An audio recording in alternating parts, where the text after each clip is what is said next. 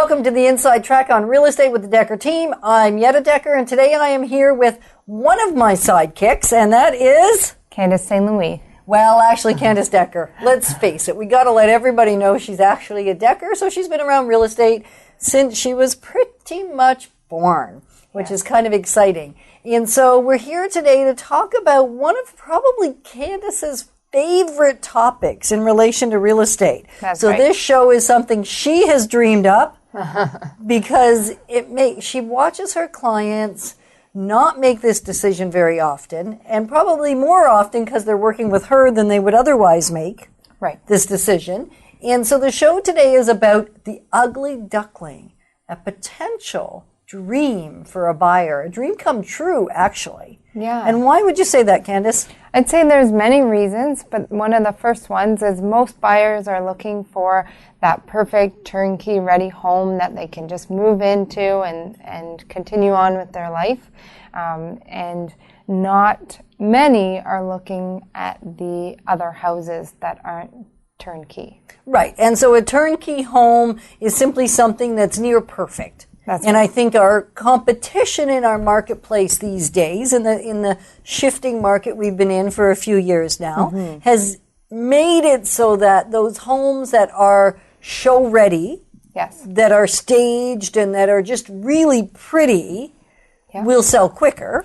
Yes, because more buyers are looking for that. Right, and they'll sell for more money. They will, yes. Which is exciting if you're the seller, and if you're the buyer, you just paid a premium for someone to put nice furniture in a house, furniture that you don't even keep. Yes. Right? Yes. And so you're bandwagon, if we want to call it that. Yes. And I think it's that because you've watched it work in your own world. That's right. Right? You've watched it work in your world, and you've watched it work in the world of quite a few of your clients now over these last many years that you've been in the industry full time, right? Yes. And so what is it that, do you think, Candice, that stops buyers from wanting to look for that ugly duckling? I think it's our market right now. There's many homes to choose from, one. And so when you have that much selection and there's some great homes out there, they're being pursued first. And we're in a society, I think, right now that we want the new, and we want the pretty, and we want the model home, because that's what we see advertised as well. So how does a model home make you feel when you walk into it? How does it make you feel, Candice?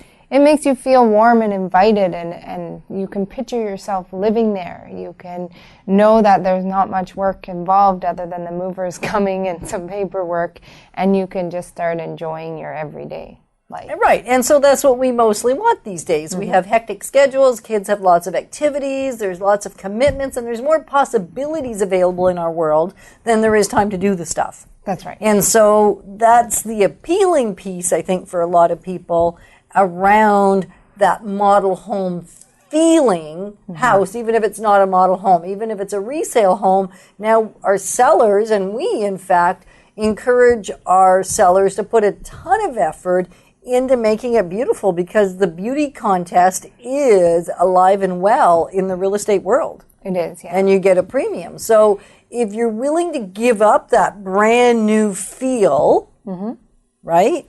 You're usually also giving up, not only you're giving up beautiful furniture that you don't get to keep anyway, you're also giving up a pristine home often. Yes. Right? That ugly duckling, when we refer to that, that could be very minor things or it'd be quite major things. And I think when we're talking about this, I want to make sure everybody understands, we're not talking about something with bad bones. No. And not a lot of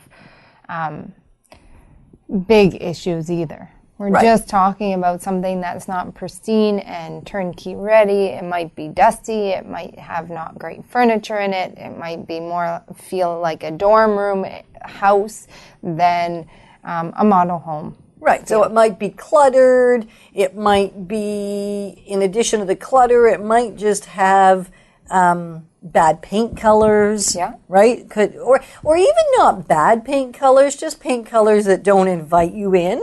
Right. Right? I mean, what we perceived as beauty even 3, 4, 5 years ago for paint colors, we don't perceive as beauty today as a whole. Yes. Right? And so therefore, even the paint color will shift, that we might call something an ugly duckling.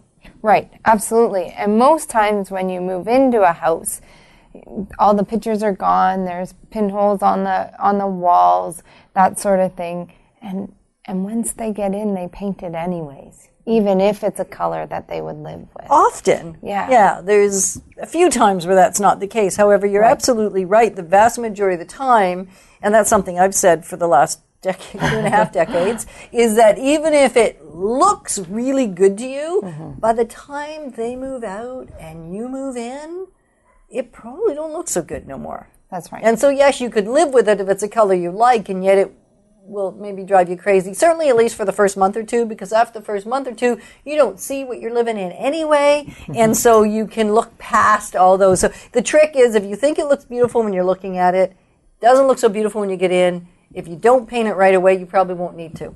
Right. Because that's the way our brains function, right? It's those things that we say we're going to do when we get into a house, and 5 years later, we're still living in the house and we didn't do those things. So if you are a buyer that can see past, really, and sometimes it's just non-current furniture. It's not even ugly furniture. It's not even badly damaged furniture. It's not any of that. It's just not today's trendiness. Right. And that's just based on taste. Yeah, or a house without furniture as well. True. Buyers have a hard time seeing the actual size of a place, picturing their furniture there, and being able to judge it. Maybe they have a queen-size bed at home, and they look at the room and they think, not a chance will all of my furniture fit in. And then we go to another house that has a double bed or a queen-size bed, and it feels very doable. And it's the same size room. Yeah. Isn't that fun how that works? And so other things that might be entailed in what we would call an ugly duckling is sometimes flooring needs to be changed, flooring needs to be refinished, cabinets may need to be replaced in kitchens, granite instead of arborite, damaged arborite maybe. So there are some things beyond paint and dust and furniture and cleanliness that we're also talking about. Now, one thing that's also part of making something not as attractive looking is deferred maintenance. Right? And deferred maintenance, we definitely want to be aware that there is a cost associated to that for the buyer. A home that's been maintained on a regular basis does have more value. So by no means are we not saying that these homes that are beautiful, both in upkeep and aesthetics, aren't worth more. They definitely are worth more. They will sell higher. And that's great, except as a buyer, what would be an awesome advantage, or what might a buyer get if they're willing to take on the deferred maintenance, and if they're willing to take on some of those other things that we've just explained, I think, in detail. Right. What can they get? They're going to get more value or dollar in their pocket instead of the seller's pocket. Right. Because they're going to pay not just the 10 or 15,000 less that you would expect because you've now got to spend 10 or 15,000. They might save 30,000. That's right. So and so you want to make sure, obviously, when we're talking about these properties that, and I just like the word ugly duckling because that swan was pretty beautiful when it was all said and done. And so when we're looking at those homes, we don't want to encourage you to buy one where you're not getting an instant increase in your equity position. That's right. Because as soon as you've done the work, little or whatever, that the spread is such that you just gained a whole lot of money in your pocket. That's right. That's the type of homes that we're looking for. And there can be ugly ducklings out there that are also overpriced as well. Lots of them. Yeah. Right? And so we want to steer you away from those and steer you toward the ones that are awesome. And I think an interesting thing is we're going to start talking about value here. Sometimes I find people will get excited about how much they got off from an asking price to a selling price. Right. Yes, they will. And it really has nothing to do with value. That's right. We sell a lot of homes representing sellers that in fact we sell for more than we're asking. Yes. And that's simply because the home was priced at, or potentially in some cases slightly, minutely below market value. And that actually causes a home to sell for more than it would probably likely otherwise sell for. Right. So you actually end up selling those homes often above market value, not even at market value, actually above market value, because you're able to generate way more interest because the home looks and is exceptional value, and yet at the end of the day, after 5, 10, or 15 or more offers, it all of a sudden now is at or above market value. Yes. And it's interesting because market value is not a one number. No. Right? Market value is really always at least a 5% spread. Yes. And sometimes even a 10% spread would still be described as market value. Right? It's really what a willing buyer is willing to pay for a specific property with no undue duress on either the buyer or seller's party. Right. And a market value is based on the solds that have happened in the past in that area in comparable houses. Yeah, or relevant market data. Exactly. So what does a buyer, so the buyers that are listening now, if you're not tuned in to be thinking, well, maybe I should reconsider buying that pristine home, provided I'm buying one that is actually going to be purchased at below market value. Okay, so what could I get as a buyer? What am I getting out of it besides potentially a slightly better equity position? Right. The other things you can get from it is more options. So maybe there's a ride-on lawnmower in that house. The sellers are more negotiable generally on those things. Right, because they kind of have to be. Yes. Because they've got a product that's a little bit more challenging to sell in our current market. Okay, so they get potentially more toys, and more things thrown in, and though that really does become real money to the buyer because they don't have to go out and buy them. Right. Okay, and so do they also get more choice? Yes, they do. And how do they get more choice? They get more choice in closing dates usually. The sellers are more flexible on that as well for the buyers. Overall, they're just bending over a little bit more or being more flexible to a buyer than in that pristine house, because you don't have to be as a seller as much as when you're selling something that's less desired.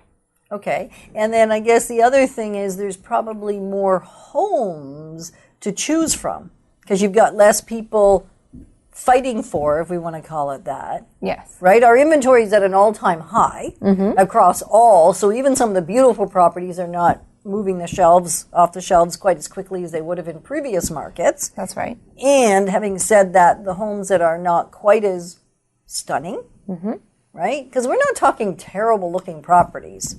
No. Necessarily. We're just saying they're not as stunning as the other properties in the marketplace, right? Right. And so there's more to look at, maybe not an actual number relative to how many people are wanting them. Right.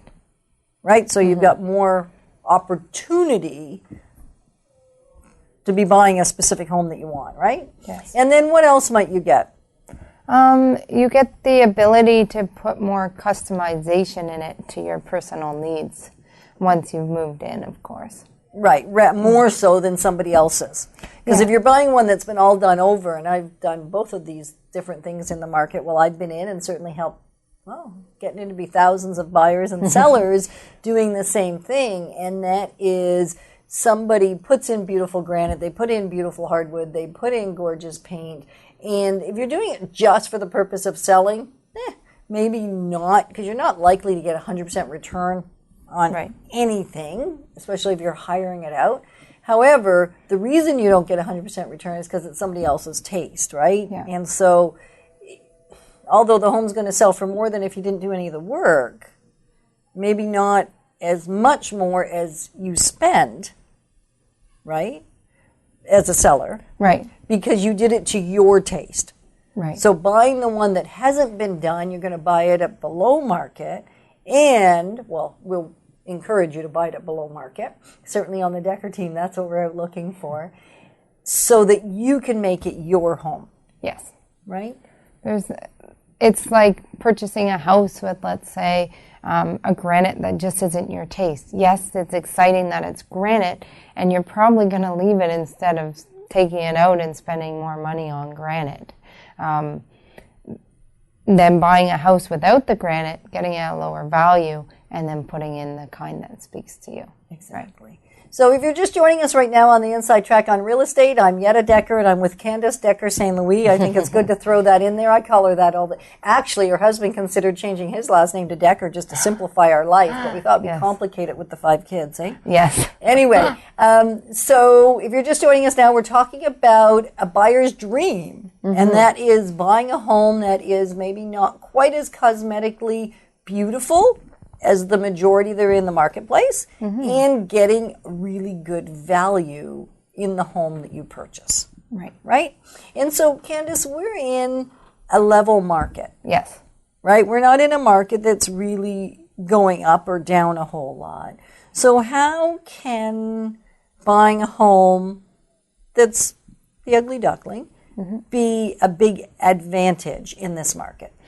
Well, once you've increased the value by doing those cosmetic things and cleaning it up and beautifying it to be a pristine home, you can then increase the value significantly than rather just leaving it as a pristine house, purchasing that pristine and leaving it.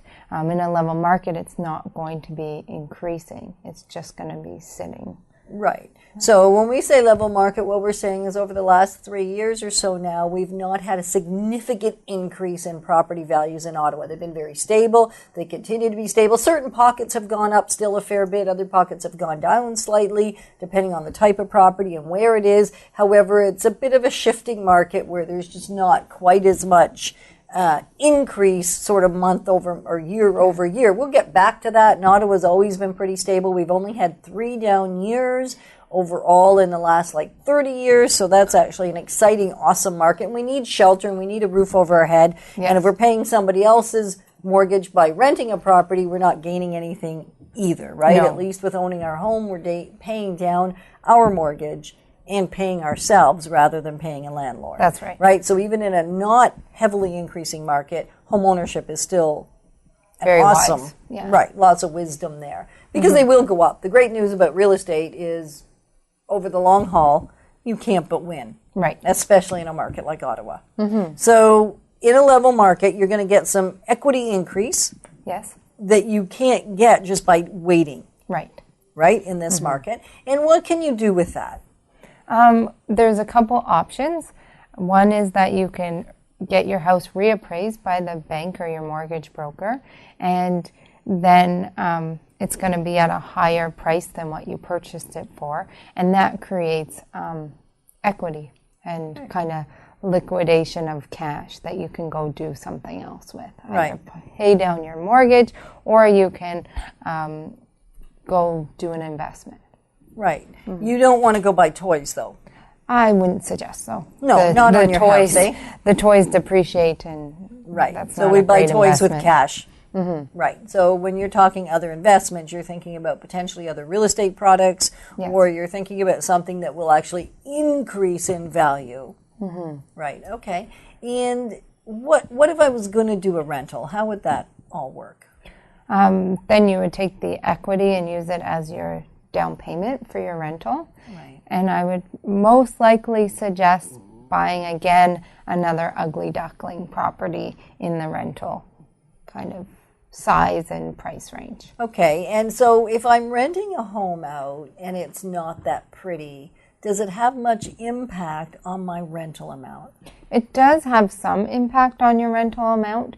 So I'd say the wisest thing to do would be renovate it a little bit cosmetically. There are specific things you can do to increase the rental income that you can make on the property. Okay, and we work with our clients very specifically on a one-on-one case to make sure that that's what's happening. Yes. We've got great spreadsheets, great methods of calculating what your returns are and just making sure that that works well for you, right? You just want to be savvy about what improvements you're making. Whether you're renting or keeping it for your own use, in any event, you want to make sure, if you're thinking about resale, you want to make sure that you're doing things that actually have an impact on resale and not just doing them and not getting any benefit. Right. Okay, perfect.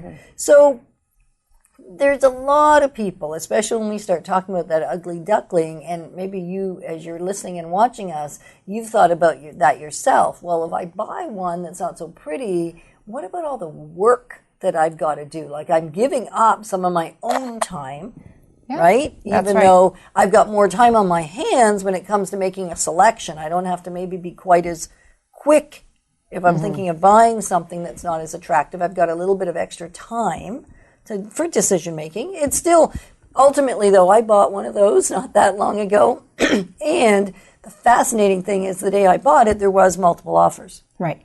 Yeah. So it's not just because it's tired, and that might be a nice way to say it as well, just a little bit tired. Yeah. And it doesn't mean you won't be in a multiple offer scenario, except by the time it gets to a multiple offer scenario on a tired home, it's probably pretty well priced below market value. Yeah. Right? So generally speaking, until it becomes a real significant benefit or value, almost a bargain, then you don't have time anymore, even with one of those. Right. Right? Otherwise, when it's overpriced initially, you've got lots of time to make your decision making. So you want to really have us do an individual market evaluation on that property that you're looking at buying, just to make sure that it is great value, because just because it's not pretty doesn't mean it's great value. Right.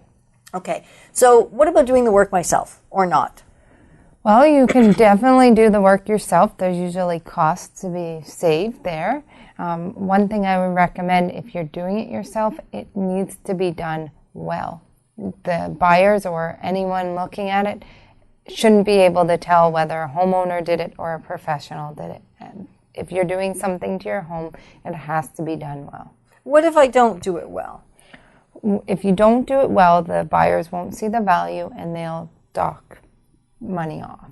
Right, so in fact, it does more harm than good. It does, yeah. If I'm going to do some of the work. So in fact, a lot of the homes that we've sold and we've been involved with personally, the work, although may be done by an amateur, a non-professional, looks as good as or better than a professional job. Right. Because a lot of people that are homeowners are very meticulous and very capable of doing the work themselves. Yeah.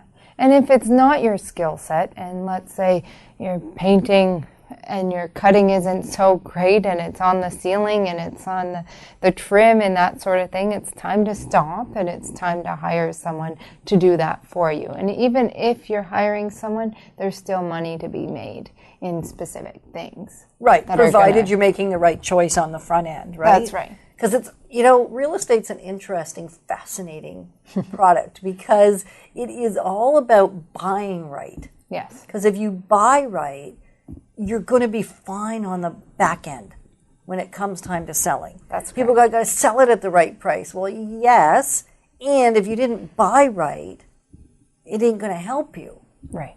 Right?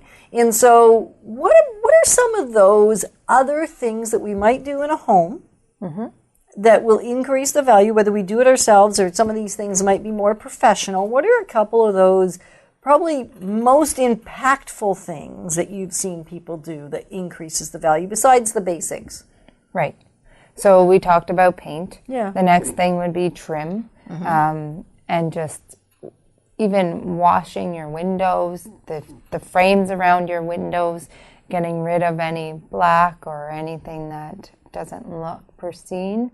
That would be a great increase, as well as just if it's tired carpet, anything that's tired, and you can replace it and just give an inviting feel or a fresh feel, that really helps. And one of your favorites, I think, is to maybe open up walls a little bit. Yes. And that sounds like a big project and something that we would often want a professional for. You want to make sure you're not taking down a structural wall and now your house is worth nothing. That's not so cool. And yet that is probably one of the biggest increase the value of a home, especially if you have a home from the 60s, the 70s, the 80s, even into the 90s, where we had a lot of partitions and a lot of walls, and that's just not as common in today's lifestyle. And not sought out. Some buyers won't even look at the house if it's very compartmentalized. Yeah. Right. So opening up a wall is a huge. Right walls, though. Yes, advantage and increase to the value of your home. Making that kitchen family room open concept, that's one of the greatest things you can do. Right. And what's interesting, I think, Candice, is it isn't just, and for our watchers and our listeners, our viewers, it's not just the inexpensive homes and it's not just the highly priced homes. It's really across all price ranges that this applies. That's right. Yeah. Right? Mm-hmm. And so you have a few homes. I do. We have quite a few homes that are available right now. And if you're interested in one of the ones that we specifically have for sale or any home in the Ottawa board, the entire Dekker team is here to help you and to ensure you make an amazing decision in your home buying journey, right? And so you'll want to call us for that. And Candice has a couple here that she wants to chat about that are in the lower price ranges. That, one in particular has a lot of sweat equity potential, could be a real buyer's dream. And it's located in? It's located in the village of Osgood. Uh-huh. Yeah, so it's on a country property, and it's a 3-bedroom house, bungalow, and it does need some cosmetic work to it. And so here's one that we're talking about, right? And it's in the low 2s, so it's a really affordable price range. It's less expensive than the average price on a condominium today. Yes. And so how exciting is that? Yeah. And it's a freehold single-family home, and certainly way less than a townhouse. Yes, and it has the mechanics, like the things about the house that are much more newer and updated. So the furnace, the septic, the foundation, those big mechanics of a house that you want to make sure of, including the shingles, are all updated. And so it's just the cosmetics that you're worrying about. And so that's what we mean by an amazing opportunity for sweat equity. Yes. Right. So and I wouldn't even say it's ugly. It just isn't perfect. That's right. And so maybe I should change the title of the show to the not perfect. Anyway, there's more ring to the ugly duckling. Yes. And so you also have another one that's in around the same price range, and it is in Arnprior. Yes. And it's got some potential there as well. Yes, it's a really cute home, especially on the outside. They have done some work on the outside, so lots of curb appeal there, and a great home to start with. That's perfect. So if you're interested in those, you'll want to give Candice a call. If you're interested in anything, you'll want to give us a call as well. So have an amazing day. Thanks for joining us on the Inside Track on Real Estate with the Dekker team. Thanks, Candice. Thank you, Yetta. Bye. Bye for now.